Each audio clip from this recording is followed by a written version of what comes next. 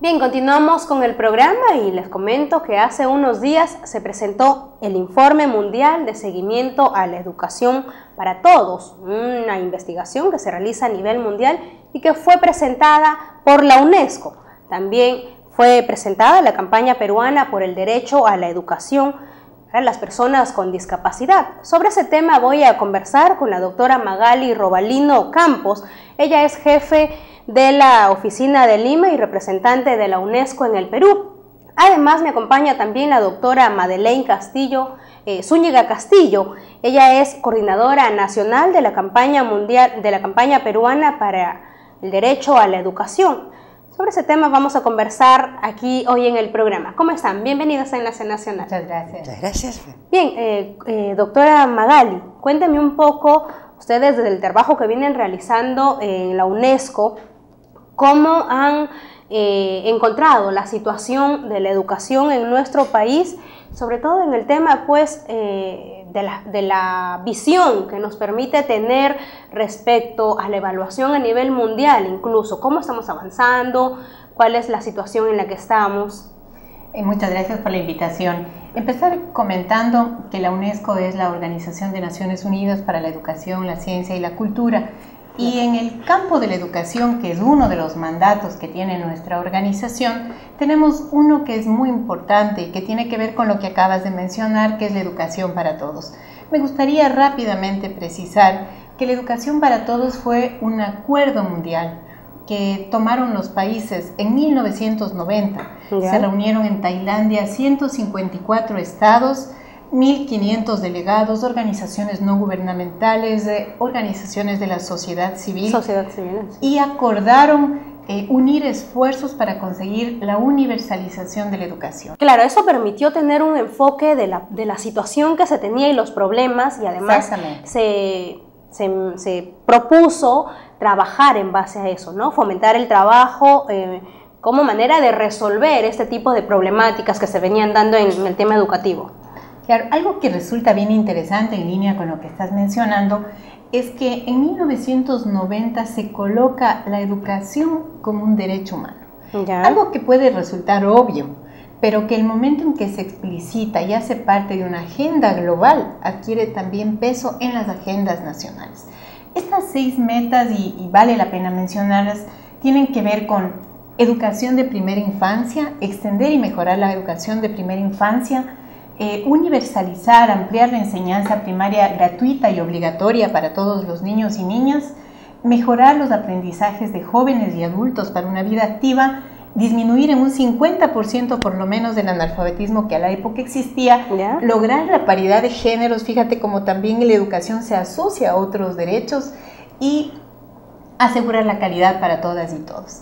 Lo interesante es que estas metas dieron lugar a un informe de evaluación, como tú has mencionado, que es coordinado por la UNESCO. Ahora, si yo tengo una pregunta para la doctora Madeleine.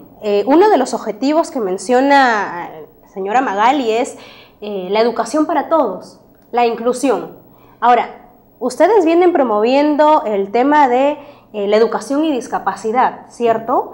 Entonces, ¿dónde integran a estas personas, a este porcentaje? Este año estamos muy contentos de poder celebrar esta Semana de Acción Mundial en colaboración con la UNESCO y con una mesa peruana que recibe el nombre de Mesa de Diálogo y Acción Conjunta por la Educación Inclusiva, que está constituida por organizaciones del Estado y de sociedad civil.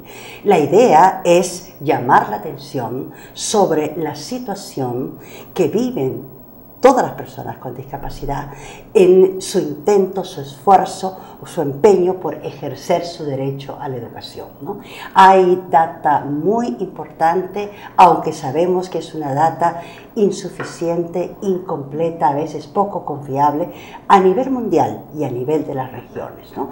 Las cifras pueden variar de una institución a otra, de una fuente a otra, pero lo que es un hecho es que la data dice que alrededor del 15% de la población mundial, esto es 1.000 millones de personas, sufren algún tipo de discapacidad. Así En es. América Latina y el Caribe son alrededor de 66 millones las personas que tienen algún tipo de discapacidad, ¿no? ¿Y en el Perú cómo? Aquí en el Perú son 1.500.000 algo, son bastantes, aquí está, 1.575.402 personas, según una encuesta nacional sobre discapacidad. Hay que llamar la atención entonces de ese 1,5 millones de personas con discapacidad, ¿cuál es la población en edad escolar? Y ahí estamos en unos 370.000 y poco personas que son menores de 15 años, que están en edad escolar y por lo tanto tienen derecho a acceder a los objetivos de la CAR, una educación de calidad, gratuita y obligatoria, ¿no? Así es. Entonces, en esta ocasión se levanta ese tema para ver qué información tenemos con respecto, qué se ha hecho con respecto a ellos, ¿no es cierto? Y qué nos falta por hacer. Precisamente sobre el tema de la información. Según esa misma encuesta que usted mencionaba, pude leer también que la población no tiene la suficiente información, no está informada sobre las personas con discapacidad, sobre sus derechos, sobre qué instituciones están para apoyarlos, más que incluso para apoyarlos, para reconocerlos, para darles un certificado de identificación, un certificado que los haga sentir útiles e importantes ante la sociedad y que les diga estamos acá presentes, porque somos tan iguales como los demás que tenemos derechos. Así es. ¿No? Toda la persona con discapacidad debería registrarse como una persona que tiene una determinada discapacidad y eso le da más derecho aún de ejercer sus derechos, valga la redundancia, ¿no? La pena es que en el país solamente el 7.7% de la población con discapacidad tiene su carné de ser registrada como una persona con discapacidad. Entonces falta hacer mucha campaña alrededor de esa identificación. Podemos decir que tienen un DNI, puede ser, pero la condición de discapacidad es importante que se reconozca también, porque desafortunadamente es una población que sufre mucha discriminación por ignorancia, ¿no? Así es. Y porque además en nuestra sociedad somos muy proclives a discriminar, a marginar a los diferentes, ¿no? Lastimosamente eso pasa en nuestro país, pero precisamente sobre este tema de la discriminación y acá hay un tema que es bastante importante, las políticas públicas. ¿Qué está haciendo el Estado para que pueda garantizar sus derechos a las personas con discapacidad en nuestro país? Ustedes desde la UNESCO están trabajando con el Ministerio de Educación, están promoviendo iniciativas. Cuéntenos un poco. Que hoy me parece central en el Perú y asocio a tu pregunta es que el informe releva la prioridad estratégica que tiene el trabajo con los docentes para mejorar la calidad de educación y además para superar lo que el informe denomina la crisis del aprendizaje. Y en esto creo que el Perú está haciendo un esfuerzo importante en la medida en que una de las prioridades que se han planteado, de hecho el Ministerio de Educación participa en todos estos procesos, particularmente en la presentación del informe. Una de estas prioridades es precisamente la revalorización de la profesión docente. Y fíjate que aquí este es un concepto bien amplio, porque no es solamente mejorar los salarios de los docentes, que es un imperativo. Pasa por otro tema, ¿no? No es solamente hacer cursos para los docentes, que es un imperativo.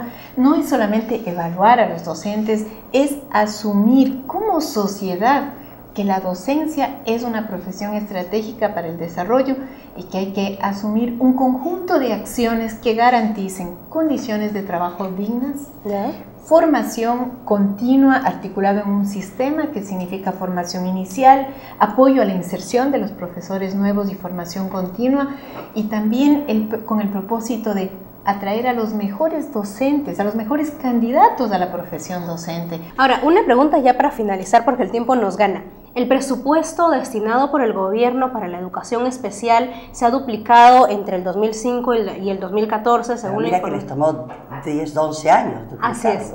Sí. Entonces, eso es importante. Claro, se duplicó a raíz de que declararon la década de la educación inclusiva, ¿no es cierto? Entonces, había que demostrar que había un interés. Que había un interés, y eso implica que se plasme en planes concretos con presupuesto suficiente. ¿Y esto ha sido suficiente? De ninguna manera, de ninguna manera. Nos hace en el país mucha falta un estudio de ¿cuál es el costo real de una educación de calidad? ¿No?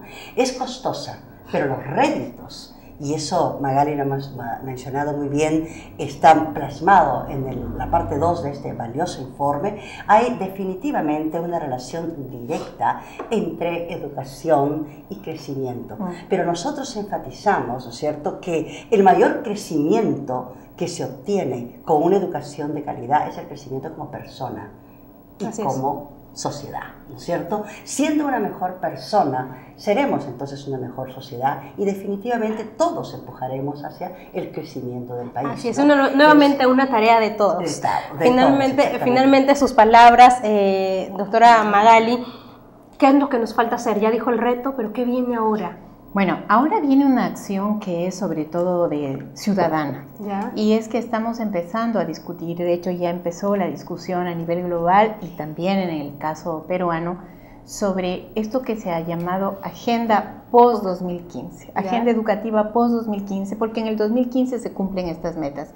Yo invitaría a la ciudadanía, a las organizaciones sociales, a los gobiernos municipales, regionales, abrir este debate y hacer parte de la construcción de lo que el Perú demanda en este periodo a partir de lo que hoy se ha avanzado y de lo que hoy se requiere avanzar. Bien, muchísimas gracias por habernos acompañado. Nosotros nos vamos a la pausa. Estuvo en nuestros estudios Magali Robalino Campos y la doctora Madeleine Zúñiga Castillo. Volvemos con más aquí en Enlace Nacional.